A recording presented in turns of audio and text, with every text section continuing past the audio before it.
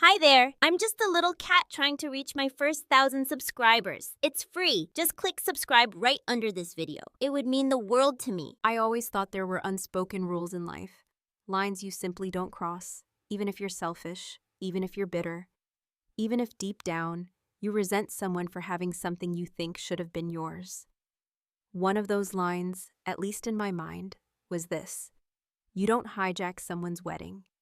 You don't make it about you, not on that weekend, not in that room, and especially not when it's your sister getting married. You'd think that'd be common sense. But then again, nothing about my sister Rachel ever played by the rules of decency. Not when we were kids, not when we were teenagers, and definitely not now when she stood up at our rehearsal dinner, smiling like she'd just gotten back from hosting The Price is Right and handed out little white envelopes to every single guest. It started subtle. I remember watching my Aunt Carol open one first, fumble with the paper, and then let out that annoying high-pitched laugh she only uses when she's uncomfortable, but pretending she's not. My stomach tightened immediately. I hadn't seen what was inside yet, but something in my gut knew this moment had nothing to do with my wedding, or anyone other than Rachel. Josh, my fiancé, leaned toward me, his brow already furrowed, his eyes scanning the room the way he does when he's trying to figure out where the hell a smell is coming from in the teacher's lounge. It was like we both smelled the same thing. Bullshit. And then Rachel stepped up, standing just slightly too close to the center of the room, holding her wine glass like it was a goddamn Oscar. And she smiled with all her teeth, something she only does when she's got you by the throat and you don't know it yet. "I just couldn't keep the secret anymore," she said, her voice trembling like she was trying to hold back tears. But I'd seen that act before, 100 times, maybe more. So I wanted to share a little joy with the people I love most in the world. Someone gasped. It was Mom. "Oh my God," she whispered, clutching the printout in her hand, like it was some sort of divine message from heaven itself. And that's when the truth sunk in. Those little envelopes, those were ultrasound photos. Rachel was pregnant. It wasn't even the fact that she was expecting. I mean, great for her, really. Mazel tov. What sent something cold crawling up my spine was the fact that she had timed it, deliberately, calculatingly, sickeningly timed it, to drop that announcement at the exact moment she knew all eyes would have been on our celebration. My wedding was literally the next day. Our closest friends, our family, people who had flown in from all over the country just to be there for us, and here she was waving a fetus like a fucking VIP pass to attention. I didn't speak, not yet. I smiled even. Not because I was happy, but because I wasn't going to give her the reaction she wanted. Rachel thrives on scenes. She loves conflict if she gets to be the victim in the end. But I've spent my whole life being the one who smiles through gritted teeth, who lets things go for the sake of peace and family and not ruining the night. And in that moment, I decided, fine, let her have this one. Let her think she won. But what Rachel didn't know, what no one in that damn room knew, not even Josh, was that 3 days earlier, I'd accidentally learned something that made everything make sense, that turned my silence into a strategy. She thought she was the only one with a secret. She wasn't. And while she was soaking up praise and tears and Mom's arms around her shoulders, I was texting DJ Marcus from under the table with one hand and sipping my wine with the other, confirming the final version of the special video I'd asked him to queue up for the last 10 minutes of the dinner. Some people wait years for revenge. I only needed one night. And maybe you're wondering, why didn't I just pull her aside? Why not call her out in the moment? Why be petty? But if you've never spent your entire life as the runner-up to someone who lies prettier than you, tell the truth, you probably wouldn't get it. When someone's weaponized charm their whole life, the only way to beat them is not with words. It's with truth they can't talk their way out of. I watched my dad lean over and squeeze Rachel's hand, a rare show of emotion from a man who thinks, "I love you" is something you show, not say. Even Josh's parents were beaming at her like she'd just personally solved the housing crisis. I saw my cousin Drew taking a selfie with the ultrasound photo like it was a party favor. And I sat there, smiling, letting her believe she was the star of the night. I waited until the last speech, until the last toast, until Rachel was lulled into comfort, drunk on attention and just enough Chardonnay to not be suspicious when the lights dimmed slightly and DJ Marcus's voice came over the mic. Before we wrap up the night, the bride and groom wanted to share a little surprise with you all. That was the moment her smile froze, just for a second, just long enough that I caught it. I raised my glass, locked eyes with her, and mouthed something simple. Watch closely. Because that video, well, let's just say it didn't feature baby pictures. And it sure as hell wasn't about her. But we'll get to that. Growing up with Rachel was like sharing a room with a walking spotlight. Every time she entered, it was as if all warmth, all attention, all praise shifted toward her. With magnetic precision, leaving the rest of us to hover in the dim corners of her performance, pretending it didn't sting as much as it did. Even when we were kids, it was obvious she had a gift for manufacturing charm on command. An almost supernatural ability to say the right thing at the right time to the right adult. And it didn't matter how many times she had lied or twisted the story, or conveniently left out the part where she started the fight, we all ended up playing extras in her fairy tale, whether we wanted to or not.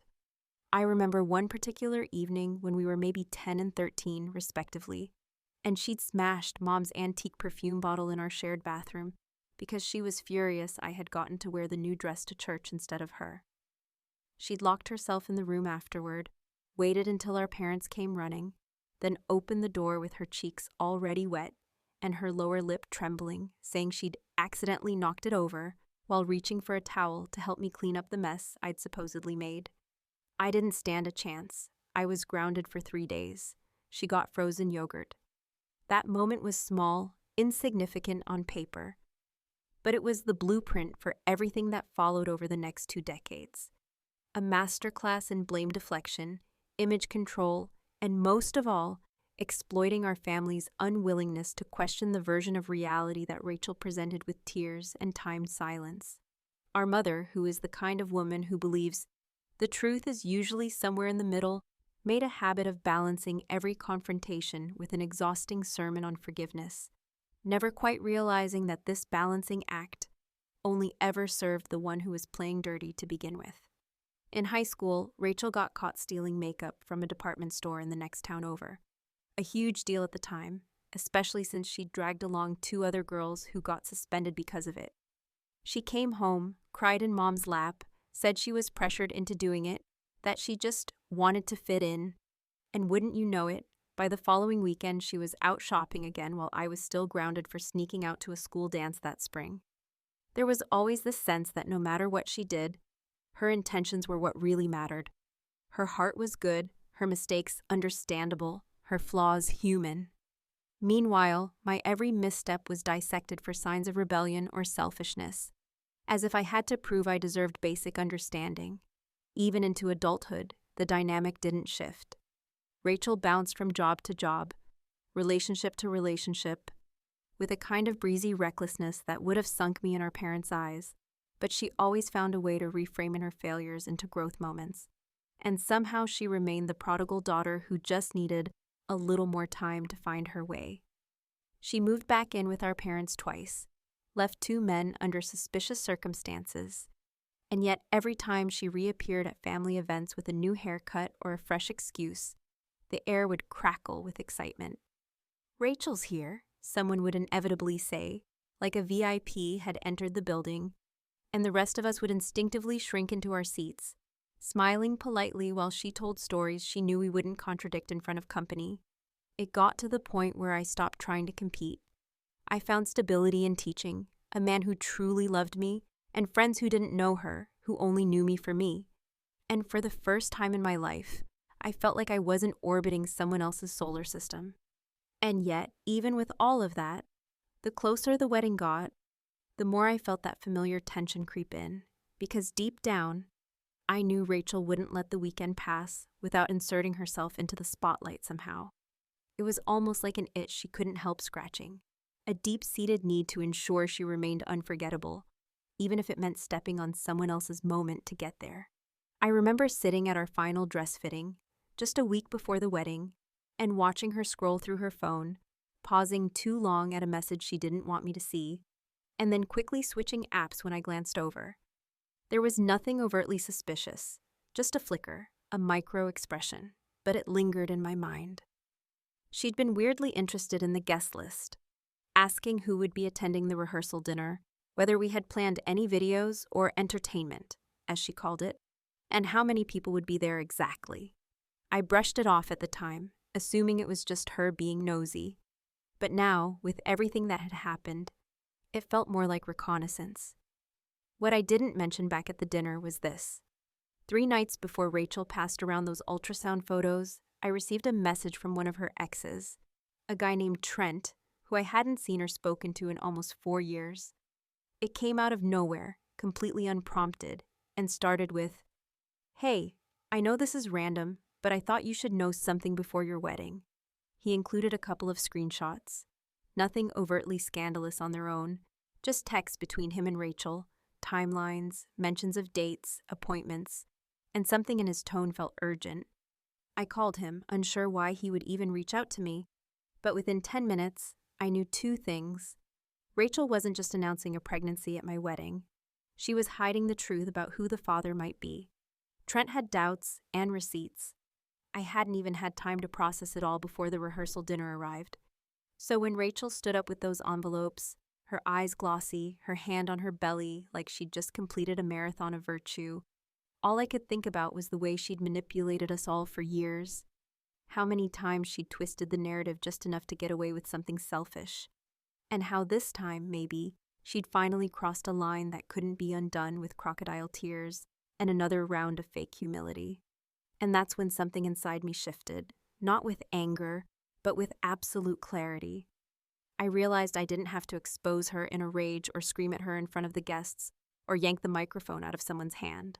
No, this wasn't about chaos. This was about truth. Cold, undeniable, quiet truth. So I kept smiling.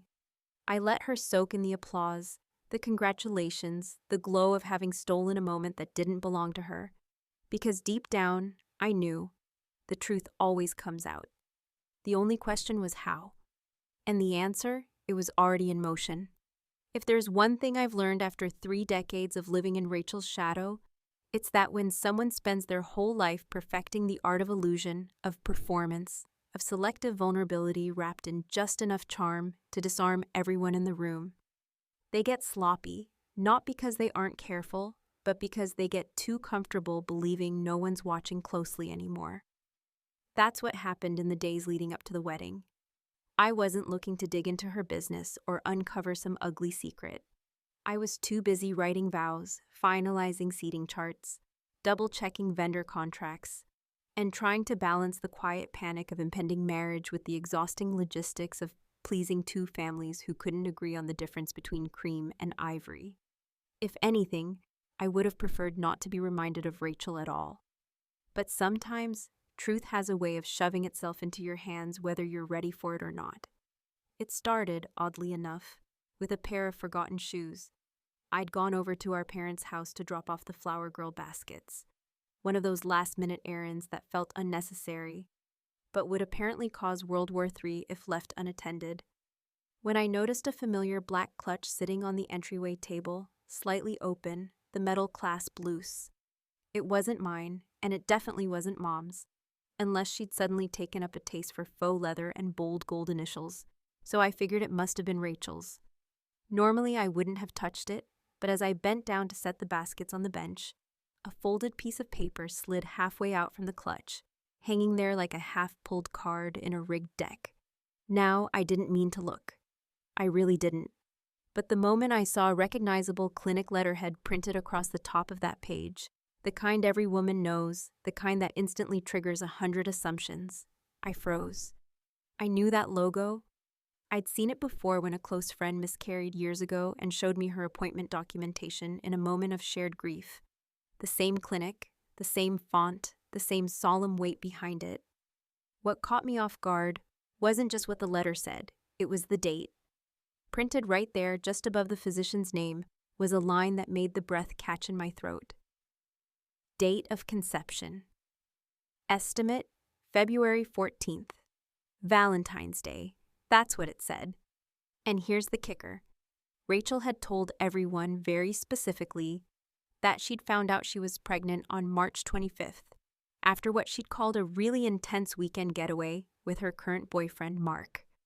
According to her, the baby was a miracle from that romantic trip, a rekindling of their relationship after nearly splitting up in early February. But this document, this cold, clinical, medical record, told a completely different story. It told a story that had nothing to do with reconciliation and everything to do with the fact that someone had lied, again, with all the confidence in the world that no one would bother checking the details. I stared at the date like it was a countdown clock. February 14th, Valentine's Day. Mark had been out of the country that weekend for work.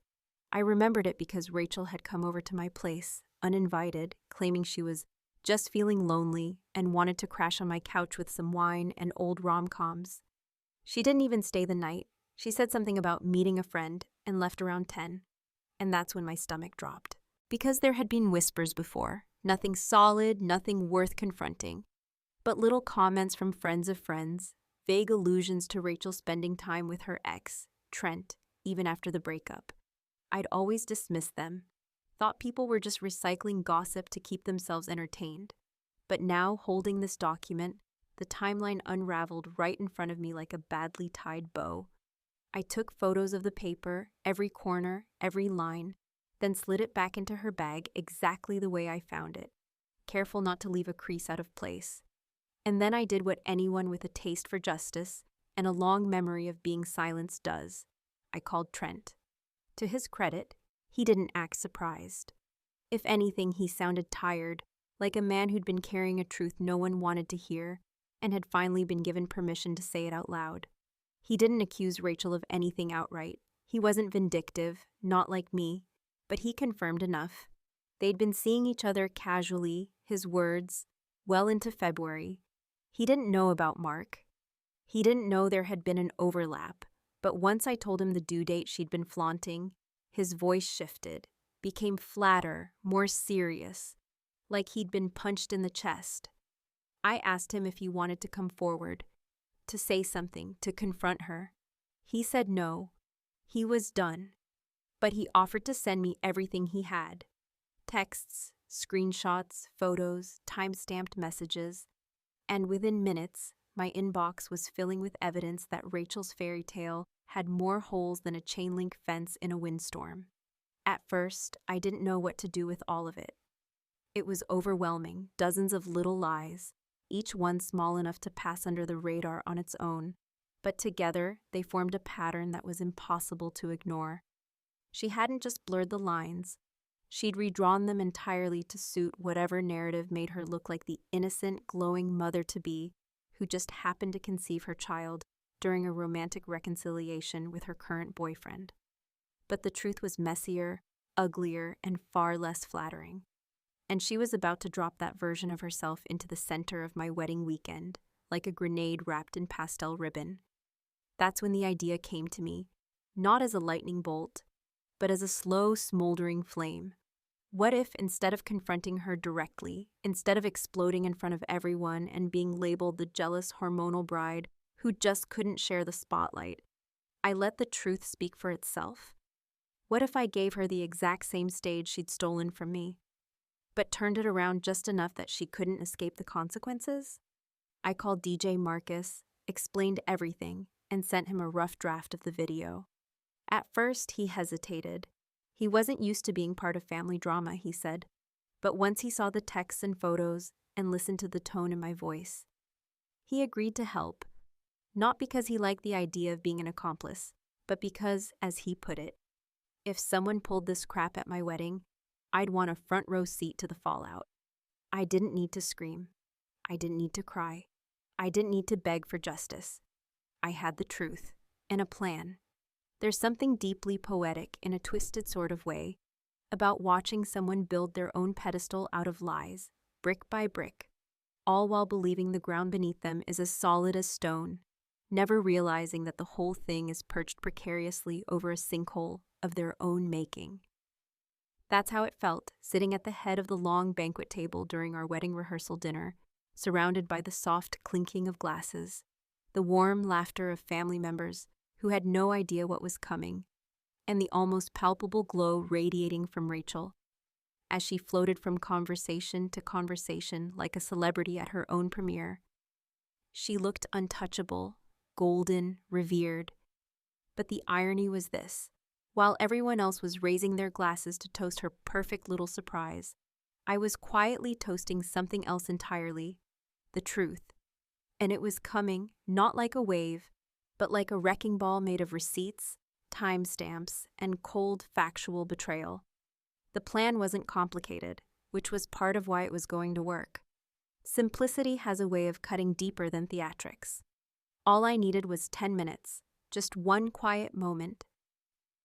Near the end of the evening, when everyone's guard was down, their hearts soft from wine and sentimentality, their eyes misty from speeches about love, loyalty, and the future, that's when people are most vulnerable. That's when they're most open. And that's exactly when I intended to let the curtain fall. In the hours leading up to that moment, I played my role with Oscar-worthy precision. I smiled when people complimented my dress, laughed politely at the slightly off-color jokes Uncle Barry couldn't help but tell, and accepted hugs and kisses and small wrapped gifts like a woman who was completely absorbed in the glow of her own happiness. I didn't flinch when Rachel kissed my cheek for the cameras, whispering in that soft, patronizing voice of hers. "You look beautiful, sis," like we were actresses in a Hallmark movie, and none of it was real. I didn't even blink when my mother stood up during the toasts to say how proud she was of both her daughters, how amazing it was that Rachel had blessed us all with this beautiful news, and how she hoped we could all remember this night as one of family unity. Unity. That word nearly made me choke on my Pinot. I glanced at DJ Marcus from across the room. He gave the smallest nod, barely noticeable, but enough. The video was ready, queued up exactly where I'd asked, pre-checked for volume and display resolution, edited not with vengeance, but with precision. It wasn't cruel, and it wasn't dramatic. There were no flashing lights, no explosive music, just a clean montage of screenshots, labeled by date, stitched together with a calm, emotionless voiceover generated to narrate the truth. I hadn't even used my own voice. This wasn't about me telling people what Rachel had done. It was about letting them see it with their own eyes, hear it in her own words, and come to their own conclusions without needing me to spell it out. As the final toast wrapped up, one of Josh's groomsmen, slightly drunk and overly sincere, I stood up, clinking my glass gently, and thanked everyone for being part of such an important moment in our lives. I kept it short, warm, and just personal enough to make the next transition feel natural. Then I turned toward the DJ booth and said, with a smile that probably didn't quite reach my eyes, "And before we all head home tonight, Josh and I wanted to share a short video with all of you. Just a little something about love, trust, and honesty." I watched Rachel's expression shift in real time. At first, she didn't register the danger. She assumed it was a slideshow, maybe a compilation of childhood pictures, or an awkwardly sweet montage of Josh and me dancing in the kitchen, or feeding each other cake during tastings. But then the screen flickered on, and instead of our faces, a bold white title filled the screen. "Every story has two sides. This is the other one." The first slide was harmless. A screenshot of her ultrasound announcement post, with the date and caption circled. The room chuckled softly. People leaned forward. They were curious. They thought it was part of the love story. But then came the next slide.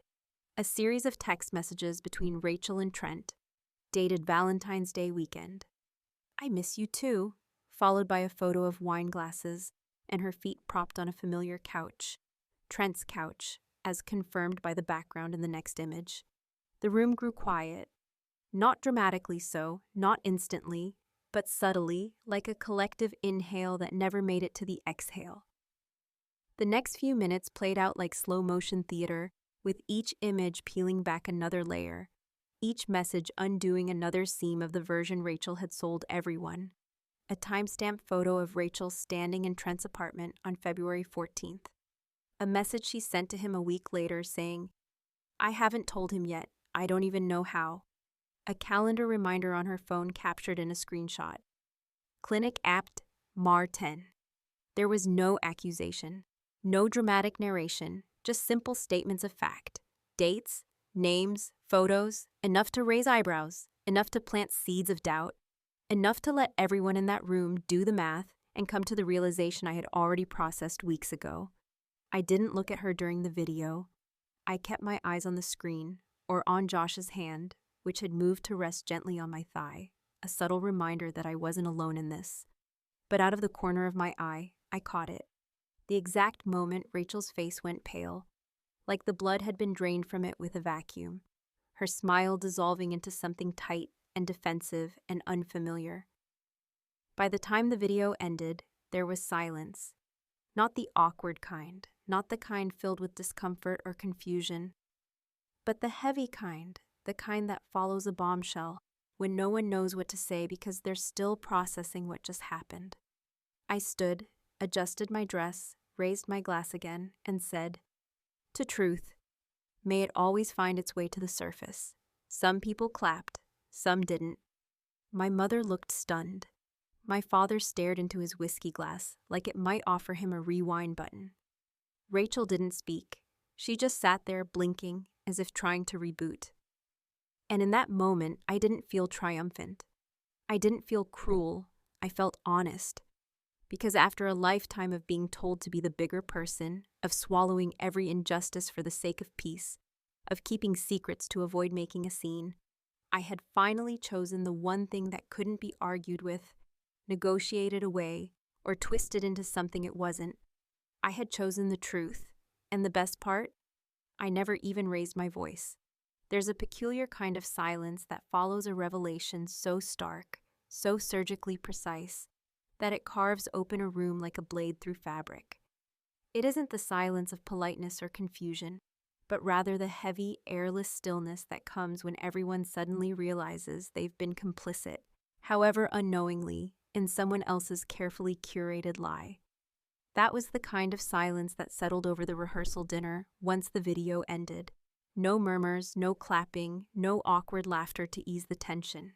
Just the quiet shuffling of chairs as guests subtly shifted in their seats, eyes cast down or fixed blankly on their half-full glasses, unsure whether it would be more polite to pretend they hadn't seen what they just saw or to admit they had, and now couldn't unsee it. And in the center of it all sat Rachel, still clutching her wine glass like it was an anchor. And she'd just realized the boat had drifted miles from shore, the sparkle in her eye gone flat. Her lips pressed so tightly together it looked like she was holding back a scream, or maybe just trying to calculate her next move. She didn't speak. Not immediately, not after the lights came back up, not even after Josh gently stood and thanked everyone for coming, offering an exit line that sounded like it belonged at the end of a funeral rather than a pre-wedding celebration. People began to trickle out slowly, casting uncertain glances toward our table as if waiting for some sort of confirmation that it was all right to leave, that no one was going to stand up and shout or cry or demand an explanation. But no such scene came. I remained seated, my back straight, my hands calmly folded in my lap, offering a polite smile to anyone who dared meet my gaze. Josh remained beside me, his presence solid and warm, his silence not born of complicity, but of understanding. He had seen what I had seen. He knew what I knew, and he didn't need to ask for more.